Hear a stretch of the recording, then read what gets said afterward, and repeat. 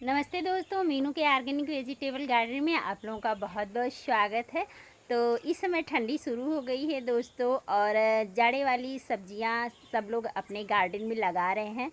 तो मैं भी अपने छत पर पाट में एक जाड़े वाली ही सब्जी तो नहीं कह सकते दोस्तों, वो अनाज की श्रेणी में आता है, लेकिन साग के लिए मैं अपने छत पर उस बीज को लगाने जा रही हूँ। तो चलिए, आप भी यदि कहीं पर गार्डन बनाए हुए हैं, टेरेस गार्डन या बालकनी गार्डन या फ्रंट गार्डन, तो आप भी उस बीज को लगा सकते हैं साग के लिए। तो चलिए देखते हैं आज मैं कौन सा बीज लगाने जा रही हूँ अपने छत पर। तो देखिए दोस्तों, ये देखकर तो आप जान ही गए होंगे, तो ये है मटर, और ये देसी मटर है, घर की ही मटर है दोस्तों। तो इसे मैं लगाने जा रही हूँ साग के लिए। तो यहाँ पर देखिए, जब कोई भी बीज लगाते हैं तो पाट की आवश्यकता होती है। तो यदि आप भी छत पर लगाने जा रहे हैं तो मटर के लिए पाट साइज जान लें दोस्तों। तो इसके लिए बहुत ज़्यादा गहरे पाट की आवश्यकता नहीं होती है। इसे आप 10 से 12 इंच जो ये ऊंचाई होती है, गहराई मतलब वैसा पाट ले लें, और चौड़ाई अपने सुविधा अनुसार, जितना ही चौड़ा रहेगा पाट आपका उतना ज़्यादा मटर के बीज आएंगे और साग आपको हार्वेस्ट करने के लिए मिलेगा। और इस पाट को भरी कैसे हूँ, तो ये तो आप लोग जानते ही हैं कि मेरे हर एक पाट में ज़्यादा से ज़्यादा सूखे पत्ते और किचन वेस्ट रहते हैं। तो नीचे तो ज़्यादा इसमें भरी हूँ पत्ते और किचन वेस्ट, और थोड़ा सा 5-6 इंच जो है इतना मिट्टी होगी। तो मिट्टी बनाने के लिए आप पत्तेदार सब्जियों के लिए कैसे तैयार करें मिट्टी, अपलोड है चैनल पर, वही मिट्टी उसी तरह से बना के मैं इसमें भर ली हूँ। और चलिए आज मैं इसे बोने जा रही हूँ, सीड सोइंग करने जा रही हूँ मटर की। तो चलिए, इसे करने के लिए देखिए यहाँ पर ऐसे मैं पंक्ति बना करके ही करूँगी। वैसे तो खेत में छींट करके बोया जाता है, छिड़क करके, लेकिन यहाँ पाट है तो इसमें मैं पंक्ति बना करके करूँगी।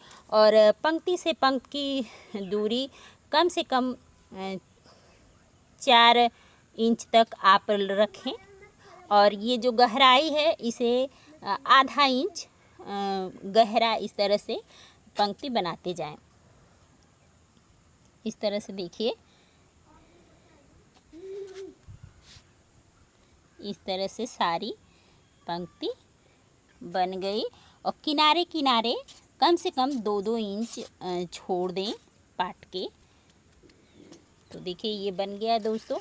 अब इसमें मैं एक एक बीज, और बीज से बीज की दूरी देखिए कम से कम 4-5 इंच, 5 इंच तक आप कम से कम दूरी रखें इसकी।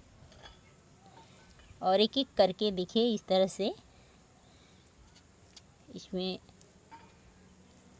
मटर के दाने इस तरह से पंक्ति से पंक्ति की दूरी 5 इंच, और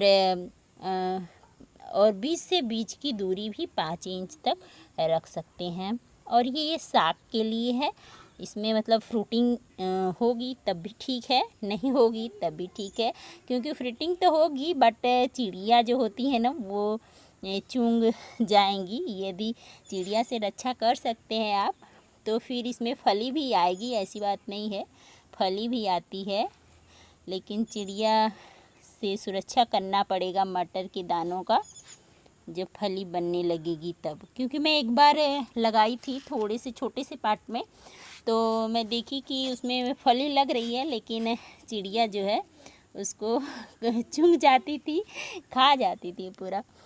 तो फिर मैं नहीं लगाती हूँ, अक्सर खेत में लगता है और या तो नीचे लगा देती थी। यहाँ पर भी आज लगा रही हूँ। देखिए तो सारे मटर के दाने मैं लगा दी, और इसमें को फिर से इस तरह से हल्के हाथ से सारी मिट्टी को बीज पर कवर कर दें, मतलब बीज कवर कर दें मिट्टी से अच्छी तरह से। देखिए इस तरह से। और कोई भी बीज आप जब बोने जा रहे हैं तो मिट्टी को थोड़ा पहले से ही नमी उसमें बना देंगे तो अच्छा रहता है, बीज जर्मिनेट जल्दी से हो जाता है। तो देखिए सारा बीज जो है कि कवर हो गया मिट्टी मटर का, सॉरी। अब इसमें छिड़कते हुए पानी देंगे दोस्तों। इस तरह से देखिए छिड़कते हुए पूरी मिट्टी को नमी, पूरी मिट्टी में आप नमी बना दें एकदम से। इसमें छिड़क करके मिट्टी गीली कर दें और बराबर नमी बना कर रखें। और दिन में तेज़ धूप हो रहा है तो इसे कवर कर दें और रात को कवर हटा दें इसका, और नमी बना कर रखें, सूखने न दें ऊपरी परत।